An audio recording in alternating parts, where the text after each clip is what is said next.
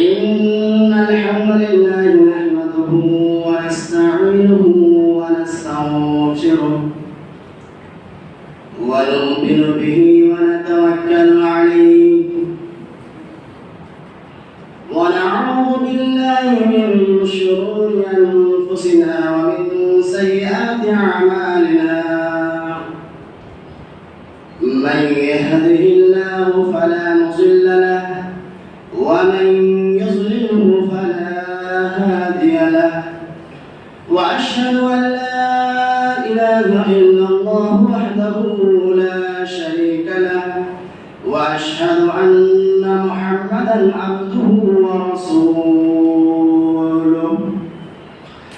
يا أيها الذين آمنوا اتقوا الله حق تقاته ولا تموتن إلا وأنتم مسلمون يا أيها الناس اعبدوا ربكم الذي خلقكم من نفس واحدة وخلق منها زوجها وبث منهما رجالا كثيرا ونساء واتقوا الله الذي تساءلون به والأرحام إن الله كان عليكم رقيبا يا أيها الذين آمنوا اتقوا الله وقولوا قولا سديدا يصلح لكم أعمالكم ويغفر لكم ذنوبكم ومن يطع الله ورسوله فقد فاز فوزا عظيما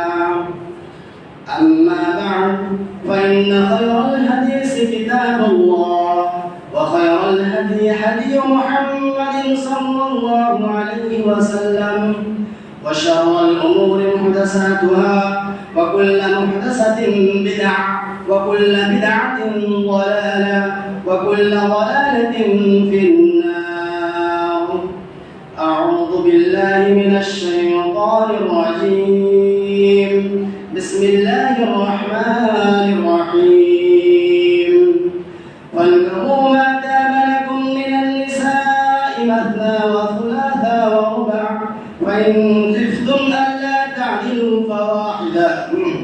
فواحدة قال النبي صلى الله عليه وسلم يا معشر الشباب من استطاع منكم الباءة فليتزوج إلى آخر الحديث متفق عليه. मुअज़्ज़ज़ हाज़िरीन इकराम, मेरे दीनी मेरे भाइयों, प्यारे दोस्तों, अजीज बच्चों,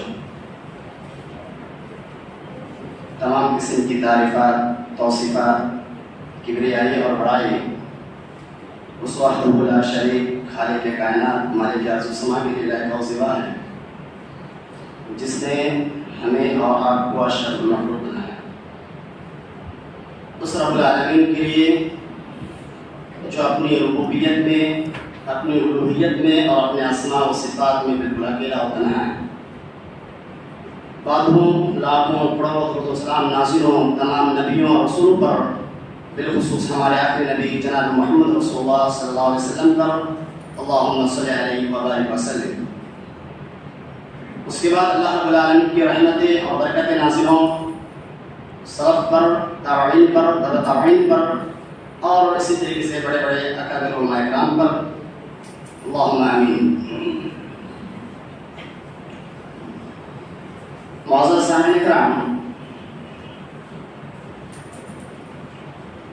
अगर आप कलाम मजीद पर गौर करें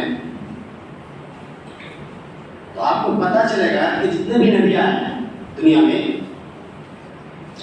उनको उन्हीं के एतबार से भेजा गया, उन्हीं मुआशरे के एतबार से भेजा गया जो उस मुआशरे में राइज था। जो अमल जिस मुआशरे में था उसी के एतबार से नबियों को भेजा गया ताकि वो उस चीज़ से रोके लोगों को। मूसा अलैहिस्सलाम के दौर में जादू का दौर था, इसी वजह से अल्लाह रब्बुल आलमीन ने मूसा को जादू देकर भेजा, असरा दिया, बैसा दिया वगैरह। इसी तरीके से किसी को मुर्दा को जिंदा करने की सलाहियत दी तो किसी को कुछ اور ہمارے آخری نبی جناب محمد رسول اللہ صلی اللہ علیہ وسلم کے دور میں چونکہ عرب میں لوگ بالغ تھے، فصاحت و بلاغت میں ماہر تھے، اس لیے اللہ رب العالمین نے نبی صلی اللہ علیہ وسلم کو فصیح کلام دے کر بھیجا جسے ہم کلام اللہ کہتے ہیں۔ چنانچہ پتہ یہ چلا کہ ہر معاشرے میں جب نبی بھیجا تو اس برائی کے اعتبار سے بھیجا۔ پتہ یہ چلتا ہے کہ جو برائی جب رہتی ہے تب اس چیز کے اوپر گفتگو کرنا ہمارے اور آپ کے لیے ضروری ہوتی ہے۔ چنانچہ آج کے اس خطبہ جمعہ کے اندر میرا موضوع خطابت ہوگا نکاح کی اہمیت، فضیلت اور اس میں مروجہ رسومات۔ یقیناً اس مختصر وقت میں ساری چیزوں کو بیان کرنا ناممکن ہے، البتہ چند چیزوں کو میں بیان کرنے کی کوشش کروں گا۔ اللہ سے دعا ہے کہ اللہ ہمیں کہنے کے ساتھ ساتھ عمل کرنے کی توفیق عطا فرما اور تمام لوگوں کو صحیح راستے دے گا، اللہم آمین۔ معزز سامعین، اگر لفظ نکاح پر غور کریں اور اس کی لغوی معنی دیکھیں تو پتہ چلے گا کہ الضم والجمع والتداخل، ملنا ملانا اور ایک چیز کا دوسرے چیز میں داخل کرنا۔ اور بعض لوگوں نے وطی بھی مراد لیا ہے، اور شرعی معنوں میں اگر لیجیے گا تو ایک ایسا عقد ہے عقد یفید حل استمتاع المرء حل استمتاع الرجل بامرأة، ایک ایسا عقد ہے کہ جس کے ذریعے سے مرد ایک عورت کو حلال کرتا ہے اور اس سے فائدہ اٹھاتا ہے، استفادہ کرتا ہے۔ وہی لڑکی، وہی عورت آپ کے نکاح سے پہلے یا عقد سے پہلے وہ حرام ہوتی ہے، لیکن جیسے ہی عقد ہو گیا آپ کے لیے حلال۔ تو ایک ایسا بندھن ہے، ایک ایسا گانٹھ ہے کہ جس کے ذریعے سے یہ بات طے ہو جاتی ہے کہ یہ دونوں آپس میں ایک دوسرے سے فائدہ اٹھا سکتے ہیں، استفادہ کر سکتے ہیں۔ اس نکاح کے لیے لفظ عقد بھی استعمال ہوتا ہے، اور لفظ عقد جانتے ہیں آپ لوگ، عقد نکاح کہا جاتا ہے، اور عقد جو ہے عقیدہ جانتے ہیں، عقیدہ بھی جو ہے اسی لفظ سے عقد سے، عقیدہ عقد سے۔ عقد کا معنی کیا ہوتا ہے؟ ایک رسی کا دوسرے رسی سے گاٹھ باندھنا، ایک رسی کا دوسرے رسی سے گاٹھ باندھنا، گرہ باندھنا تاکہ وہ نہ ٹوٹے۔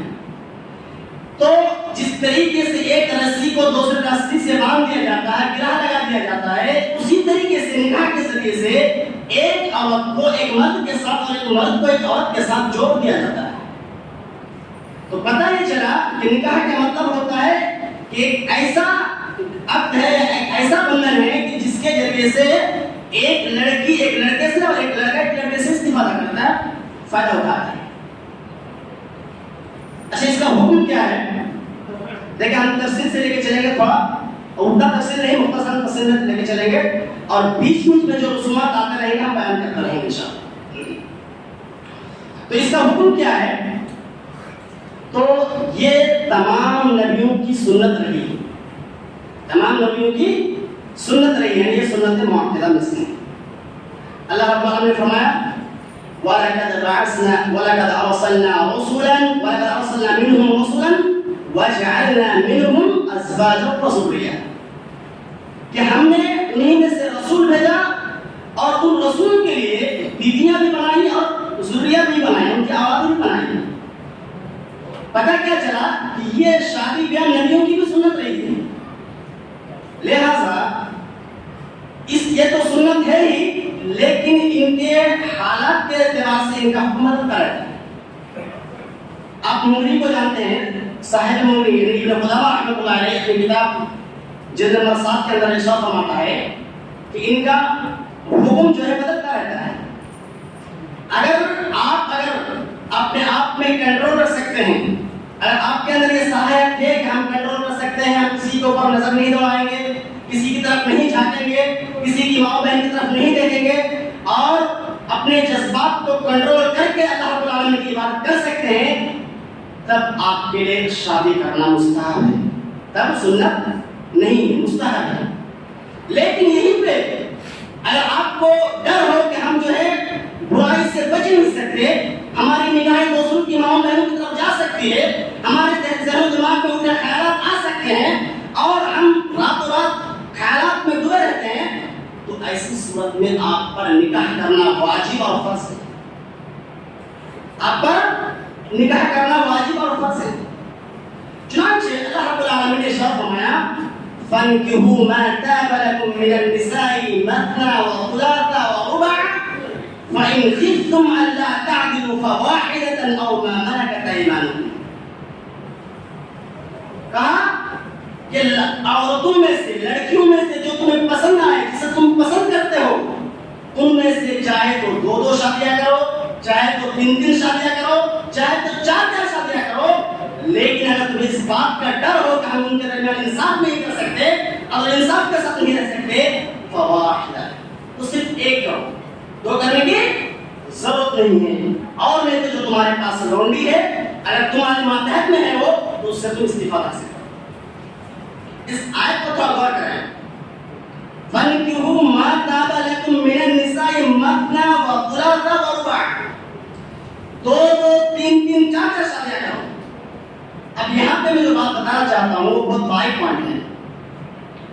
ڈائریکٹ ایک کا لفظ نہیں آیا، تو فن کیوں واحدہ نہیں کہا گیا، ڈائریکٹ کہا مثنیٰ وثلاثہ. مفسرین کرام نے کہا کہ اس سے اس بات کی دلیل ملتی ہے کہ انسان چاہے تو 2 بھی کر سکتے ہیں، 3 بھی کر سکتے ہیں، 4 بھی شادی کر سکتے ہیں. جی ہاں، لیکن آج جو سب سے بڑی جو دقت والی بات ہوتی ہے ایک عورت کے لیے وہ یہی ہے، دنیا کی ساری مصیبتیں جھیل لے گی، سب جھیل لے گی، وہ یہ برداشت کر لے گی کہ اس کے شوہر جائے طائف خانوں میں جائے، غیر محرم کے پاس جائے، برداشت کر لے گی. وہ یہ بھی برداشت کر لے گی کہ اس کے شوہر بدر عورت کے پاس جائے، لیکن یہ پسند نہیں کرے گی کہ اس کے سوتن گھر میں آئے، سوتن گھر میں آئے.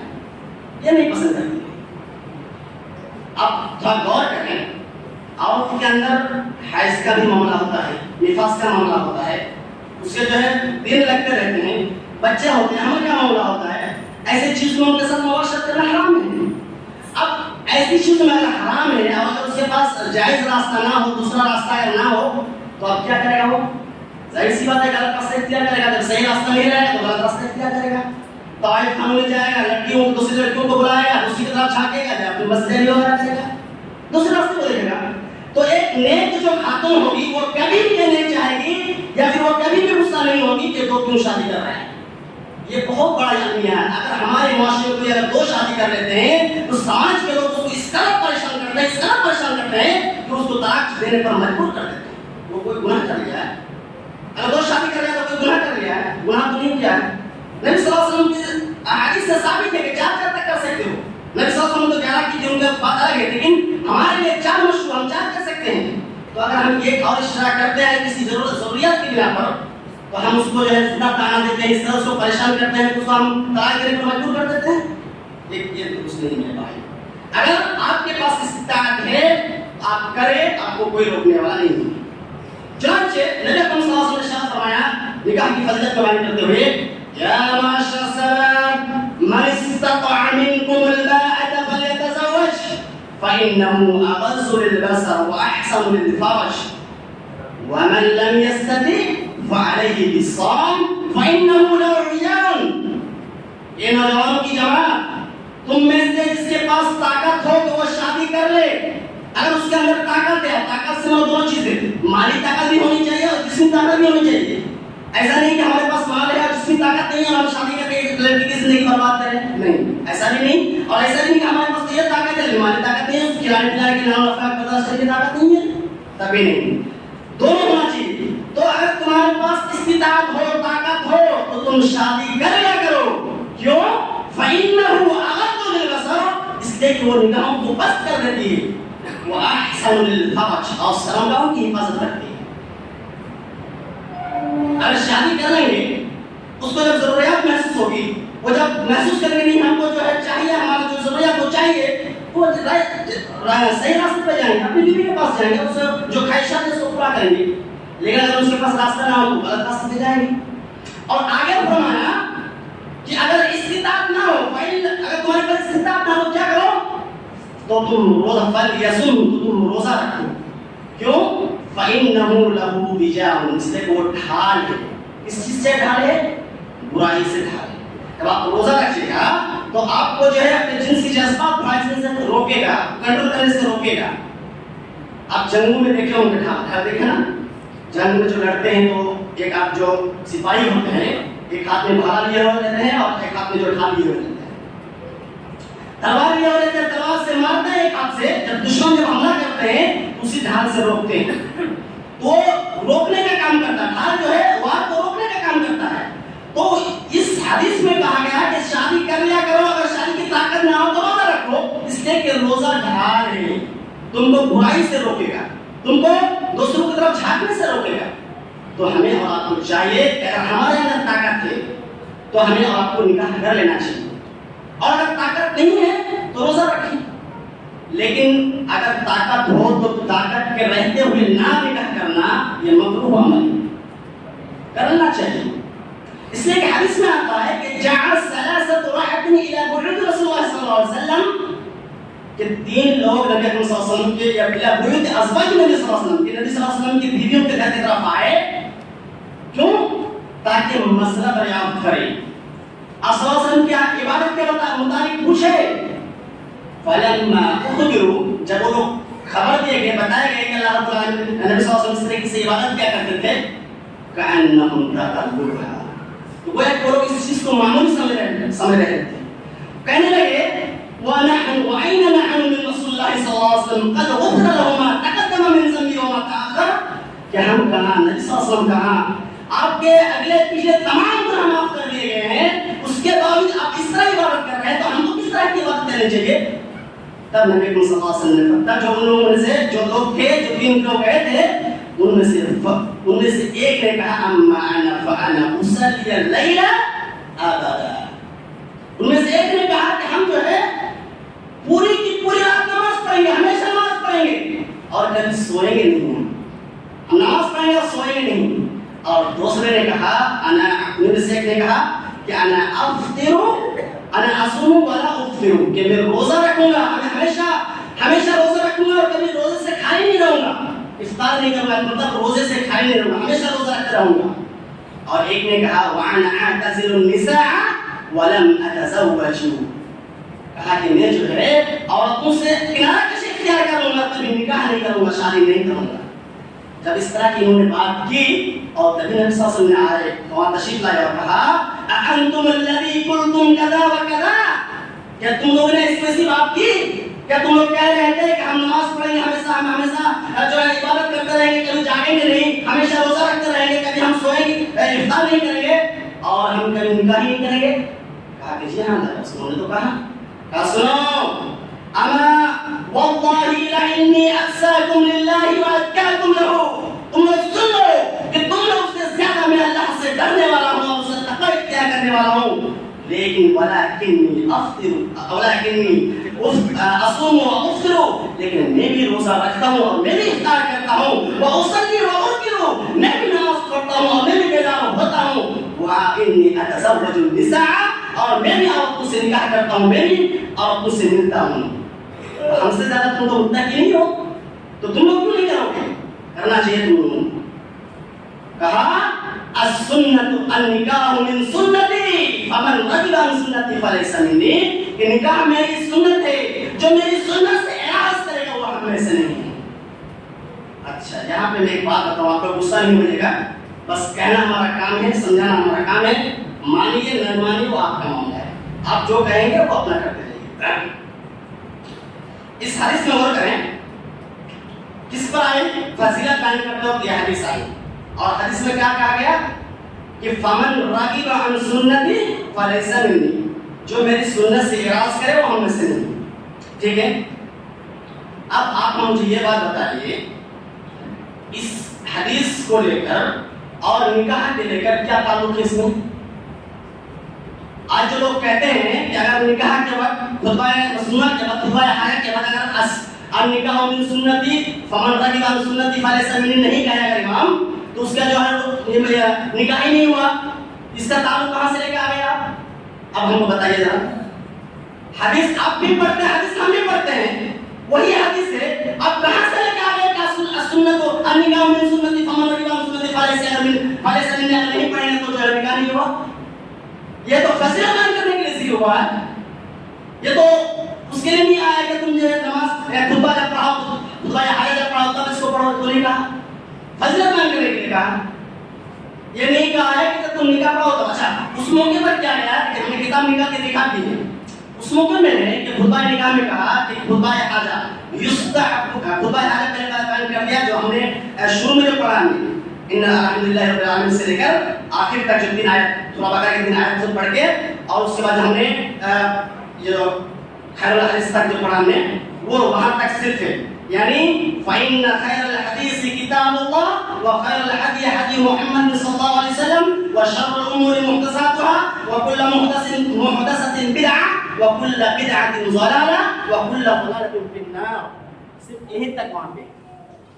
ہاں یہاں تک آنے کے بعد صاحب کتاب لکھتے ہیں وَيُسْتَحَبُّ کہ وَيُسْتَحَبُّ وہاں پہ یہ ہے کہ اس کے لیے مستحب یہ ہے کہ وہ ان کو دعا دے. فرض نہیں ہے، مستحب ہے کہ وہ ان کو دعا دے. اور باقاعدہ نیچے بھی دعا دے دیا، وہاں دعا نیچے لکھ دیا بارک اللہ لکم وبارک علیکم وجمع بینکما فی خیر. یہ دعا سکھا دیا. اب اس کے بعد جو ہے پھر چلا گیا باب الصدقہ میں، باب الصداق میں، یعنی مہر کے باب میں چلا گیا. پنکھا بند کر دو. تو اس کے بعد جو ہے باب مہر کے باب میں چلا گیا. اور اس میں جو ہے ذکر ہی نہیں ہے کہ تم جو ہے دعا کرو، ہاتھ اٹھا کے دعا کرو، سب کو لے کے دعا کرو. سنیے بات سنیے گا، بہت پوائنٹ کی بات ہے، بات سنیے گا. اس کے بعد یہاں پہ ہے نہیں کہا کہ اس کے نکاح پڑھانے کے بعد، نکاح ہو جانے کے بعد مستحب ہے. کیا ہے؟ نہ ہی فرض ہے اور نہ سنت ہے. فرض بھی نہیں، سنت بھی نہیں، مستحب ہے کہ جو نکاح کر لیا اس کو مبارکباد دیجیے اور ان کے لیے یہ دعا پڑھیے. فرض بھی نہیں ہے، سنت بھی نہیں، مستحب ہے. تو اب یہ بتائیے جب اللہ کے نبی کہا کہ مستحب ہے، اگر پڑھو گے تو نیکی ملے گی، نہیں پڑھو گے کوئی بات نہیں، مستحب عمل ہے.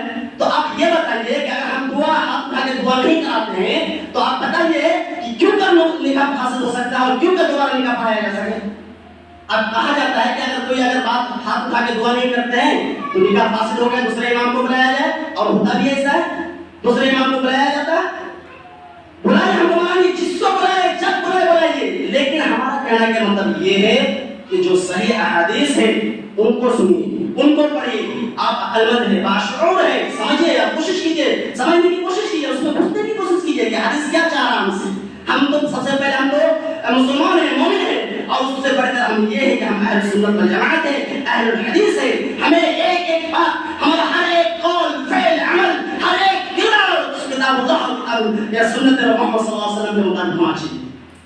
ہم کیا کر رہے ہیں، ہمارا اٹھنا، ہمارا بیٹھنا، ہمارا چلنا، ہمارا پھرنا، ہمارا اٹھا کر ہر معاملہ کتاب اللہ کے مطابق ہونا چاہیے. اگر نبی صلی اللہ علیہ وسلم سے ثابت ہے تو ہم کریں گے، اور اگر ثابت نہیں تو ہم نہیں کریں گے.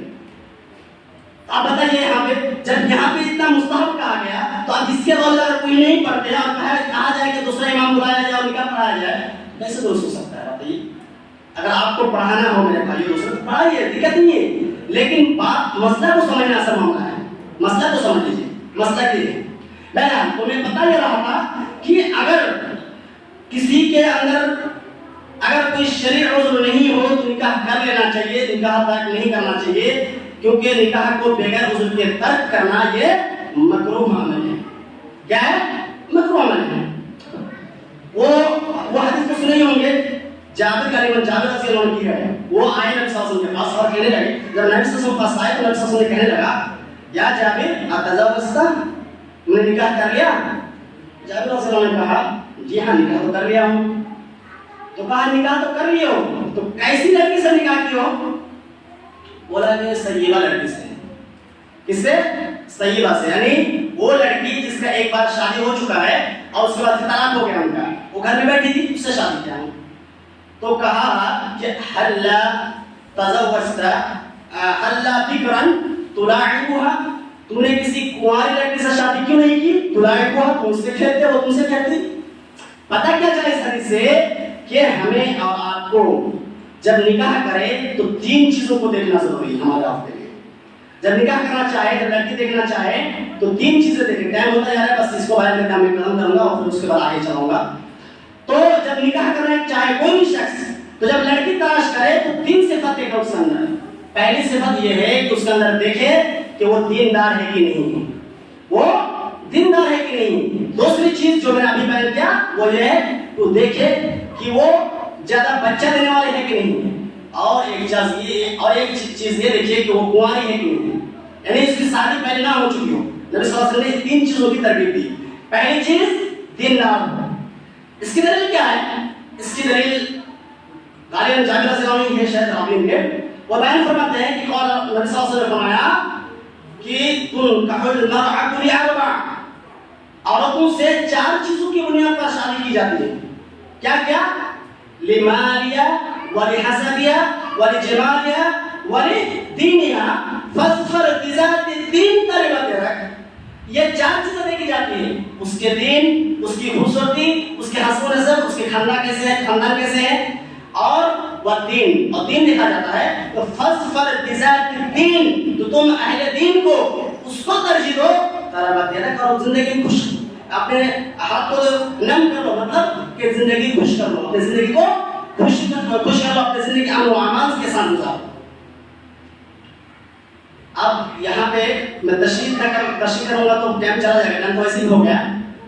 دیکھیے اگر آپ کے اندر اگر کوئی لڑکی تلاش کر رہے ہیں، اگر آپ کے اندر 3 صفت مل جاتا ہے لڑکی کے اندر 4 صفت، تو اچھی بات ہے، بہت اچھی بات ہے، سننے پہ سہاگا ہے. لیکن اگر پہلے کی 3 صفتیں ملے، ماں بھی ملے، خوبصورتی ملے، حسب و نسب بھی ملے، لیکن اگر دینداری نہ ہو تو پھر بیکار ہے. حدیث کے روح سے وہ بیکار ہے.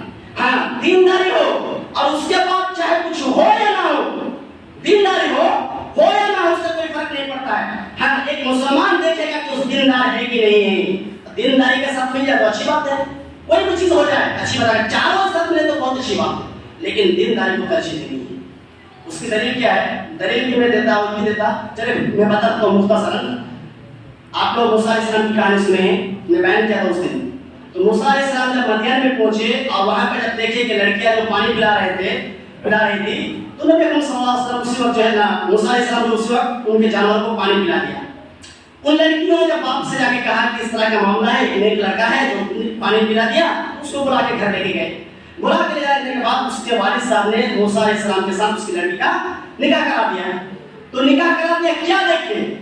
صرف دینداری کو دیکھیں، اس کے اچھے اخلاق کو دیکھیں. میں تفصیل سے بیان کرتا نہیں ہے، اس کا اچھے اخلاق کو دیکھ کے نکاح کرا دیا نا. اس کے پاس مال تھا نہ دولت تھا، وہ ہجرت کر کے آئے ہوئے تھے، بھاگے ہوئے تھے وہاں سے نکلے ہوئے تھے، اس کے پاس کچھ نہیں تھا، صرف دینداری تھی. تو فوراً ان کا نکاح کرا دیا. تو پہلی چیز جب لڑکی تلاش کرے تو کیا دیکھے؟ دینداری دیکھے. دوسری چیز جو دیکھے کہ وہ دیکھے کہ زیادہ بچہ دینے والی ہے کہ نہیں، زیادہ بچہ دینے والی ہو اور زیادہ محبت کرنے والی ہو. کہا نبی صلی اللہ علیہ وسلم تزوج الودود الولود فإنی مکاثر بکم الامم یوم القیامہ، کہ تم لوگ زیادہ سے زیادہ بچہ دینے والی اور زیادہ سے زیادہ محبت کرنے والی لڑکیوں سے شادی کرو، اس لیے کہ قیامت کے روز تمہاری زیادہ تعداد کی وجہ سے قیامت کے روز فخر کروں گا اور کہوں گا دیکھو یہ میری امت کے لوگ ہیں. اور ایک چیز وہ یہ کہ باقرہ ہو. خیر میں اس سے بات کرتا ہوں، اللہ جو انشاءاللہ پھر یہاں سے بات آگے بڑھائیں گے. اللہ سے دعا ہے کہ اللہ ہم تمام مسلمانوں کو سیدھے راستے پر چلنے کی توفیق دے. یا اللہ ہم کے جو شرعی مسائل ہیں اس پر عبور حاصل کرنے اور سمجھ کر اس پر عمل کرنے کی توفیق عطا فرما. آمین. وآخر دعوانا الحمدللہ.